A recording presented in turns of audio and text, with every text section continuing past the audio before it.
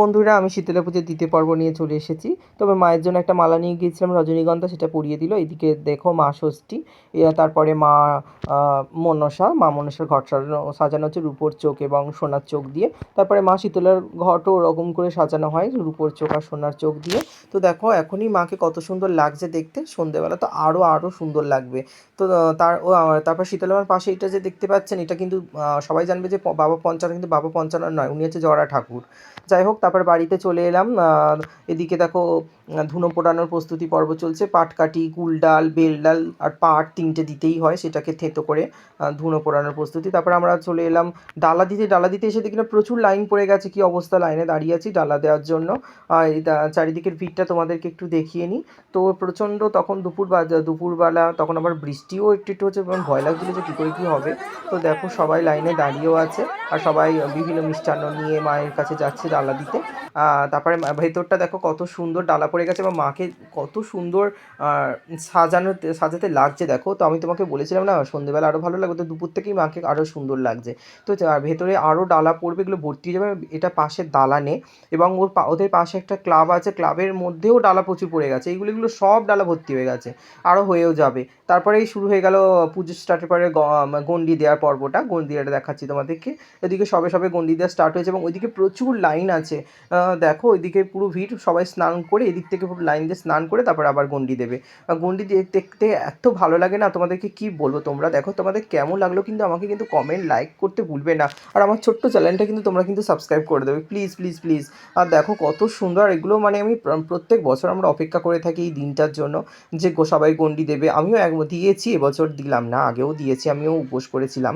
যাই হোক, তো সবাই দেখো এটা দেখতে কত সুন্দর লাগে, একসঙ্গে উঠছে বসছে, মানে একটা অপূর্ব মানে কি বলবো, আমরা যারা সনাতনীরা কিংবা গ্রামে যারা থাকি অনেকটা লাগে বলো। যাই হোক, তারপরে তো এখানটায় যারা বাচ্চা বাচ্চা সম্পর্ক যাদের হয়ে গেছে তারা মায়ের কাছে জানিয়ে তার নেমে আসে। তারপরে সন্ধ্যাবেলা ধুনো পোড়ানোর কাজ হয়েছে। ধুনো পোড়ানোটাও অতুলনীয়, দেখো কি মনোরম দৃশ্য লাগছে, মানে এত সুন্দর, মানে কি বলবো। তো সামনে যাওয়ার চান্স পাইনি, পেছন দিক থেকে করেছি। তারপরেও আরও ধুনো পোড়ানো আছে। তো এইটা আমাদের বাড়ির কাকিমা ছোটো কাকিমা ধোনা পোড়াচ্ছে। তো দেখো কত সুন্দর ধুনোটা উঠছে, দেখো কত সুন্দর ফাইনভাবে। তো একটু মানে সতর্কভাবেই পোড়াতে হয় যাতে কারোর কিছু না হয়ে যায় আর কি। যাই হোক, মায়ের আশীর্বাদে সব কিছুই ভালো সম্পন্ন হয় এবং প্রতি বছর হয় এবং হবে।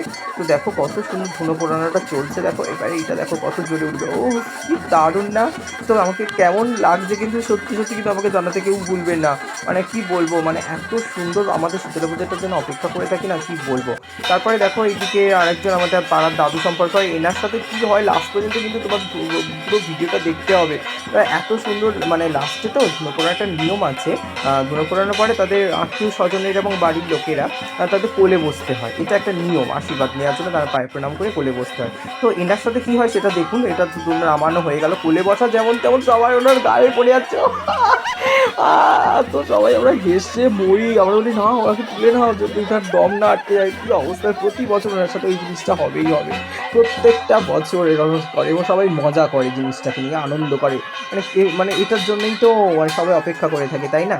তারপরেই আমাদের ওখানটায় পুজোর প্রস্তুতি করবে, সবাই হাত উঁচু করে মানে শান্তি জল নেওয়ার জন্য শান্তি জল না সরি পুষ্পাঞ্জলি দেবে। তার আগে গঙ্গা জল ছিটিয়ে নিচ্ছে, তারপরে পুষ্পাঞ্জলি দিয়ে সবাই ব্রত উপবাস ভাঙবে আর কি।